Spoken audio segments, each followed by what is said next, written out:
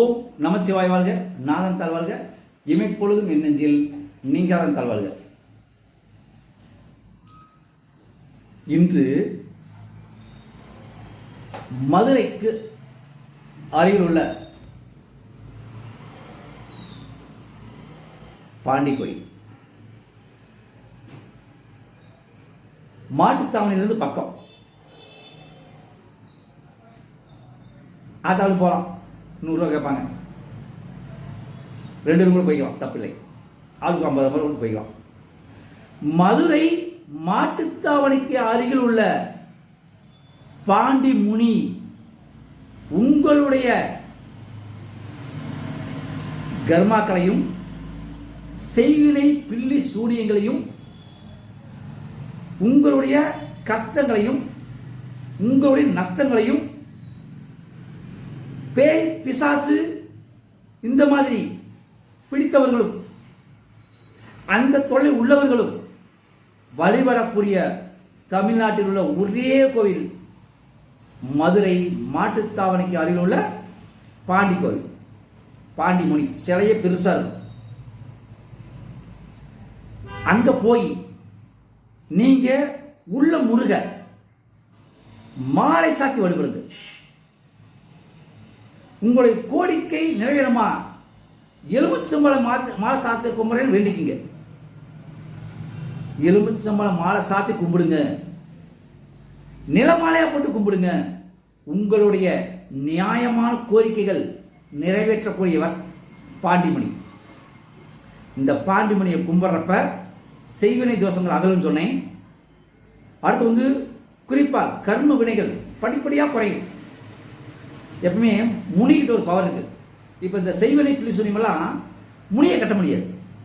ஏன்னா முனி வானத்துக்கும் பூமிக்கு நிற்பார்.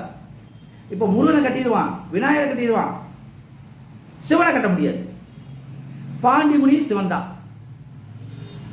வானத்துக்கும் பூமிக்கு இருக்கிறவர், அவரை கட்ட முடியாது. அப்போ உங்களுக்கு குலதெய்வத்தை கட்டிடலாம். அப்போ உங்களுக்கு ஒரு கெடுதல் செய்யறனா குலதெய்வத்தை கட்டி வச்சுட்டு தான் உங்களுக்கு கெடுதலை செய்வான். அப்ப குலதெய்வம் இல்லாதவர்களும் குலதெய்வத்தால் பாதிக்கப்பட்டவர்களும் குலதெய்வம் அவங்களுக்கு பேசலான்னு சொல்றவங்களும் பாண்டியை போய் கும்பிடுங்க, குலதெய்வம் பேச ஆரம்பிச்சிடும். அப்ப குலதெய்வத்தை தெரியாம இருக்கிறையா போய் கும்பிடுங்க, உங்களுக்கு தெரிஞ்சிடும். உங்க குலத்தை விருத்தி பண்ணக்கூடிய இடம் மதுரை மாட்டுத்தாவணிக்கு அருகில் உள்ள பாண்டி முனி கோவில். பாண்டி கோவில் சொல்லுவாங்க, ரொம்ப ஃபேமஸ். நான் முதல்ல போனப்பெல்லாம் அந்த மேம்பாலமாக போடலை. இப்போ பைபாஸ் ரோடு போட்டாங்க. கரெக்டாக அந்த பைபாஸ் ரோடு பாண்டி முனி கோயிலுக்கு முன்னாடி நேராக போகுது. அங்கே போய் இறங்கிக்கலாம். எந்த பஸ் நீங்கள் மதுரை மாட்டுத்தாவணிக்கு போயிட்டு பாண்டி கோயில் சொன்னால் போய் இறக்கி விட்டுருவாங்க. அவ்வளோ பெரிய மிகப்பெரிய ஒரு புண்ணியமான ஸ்தலம்.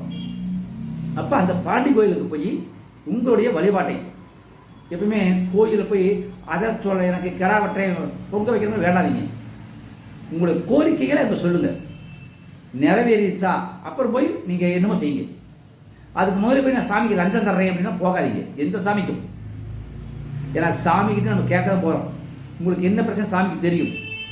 அப்படி இருக்கப்ப அவர்கிட்ட போய் எனக்கு அதை செய்ய இதை செய்யாம உங்க என்ன பிரச்சனை சொல்லி மனமுறை அழுங்க. குடும்பத்தில் கஷ்டம், குலதெய்வம் எனக்கு கஷ்டம், குலதெய்வம் வரமாட்டேங்குது, குலதெய்வம் கட்டி போட்டானுங்க, செய்வனை செஞ்சுட்டியா, பில்லி சொல்லி செஞ்சுட்டியா, எல்லாம் சொல்லி அழுங்க. அவருக்கு முன்னாடி நின்று அழுங்க. நிறைய பேர் உட்காந்துருப்பாங்க, முன்னாடி மணியெல்லாம் தொங்க விட்டுருப்பாங்க. மணி இருக்கும், வேல் இருக்கும், அருவாள் இருக்கும். அங்கே உட்காந்து நீங்கள் அழுங்க. உங்களுடைய கோரிக்கைகள் படிப்படியாக நீங்கள். ஆனால் பாண்டியை பார்க்கணும்னா நீங்கள் ஒரு 12 தடவை போகணும். அப்போ 12 முறை அந்த பாண்டிமணியை போய் நீங்கள் சந்திச்சிட்டீங்கன்னா உங்களுக்கு பிரச்சனைகள் குறையும் நிச்சயமாக, உறுதியாக. அந்த 12 தடவை நீ போய் அபிஷேகம் அப்படின்னா கிடையாது, மாலை வாங்கி போடுங்க. இனியும் உங்க பிரச்சனை தீரணுமா, எலுமிச்சம்பழம் மாலை கட்டி ஒரு 108 குறைந்தபட்சம் ஒரு 54, அது ஒரு 27 மாலையோ, 27 கனி, அல்ல 54 கனி, அல்லது 108 கனி செஞ்சு மாலை கட்டி அவர் போட்டு வழிபட்டுவாங்க. உங்களுடைய கோரிக்கைகள் நிறைவேறும். உங்களுடைய நியாயமான பிரச்சனைகள் தீரும். உங்களுக்கு தீரக்கூடிய வழி கிடைக்கும். கோர்ட்டு பிரச்சனை போங்க, குலதெய்வம் பிரச்சனை போங்க, திருட்டு பிரச்சனை போங்க, திருட்டு போன பொருள் கிடைக்கும். அவர் போய் செவனி சனி கொடுத்து விடுவார். எந்த பிரச்சனை உங்களால் தீர்க்க முடியாத பிரச்சனையா அவர்கிட்ட போய் சரணடைங்க.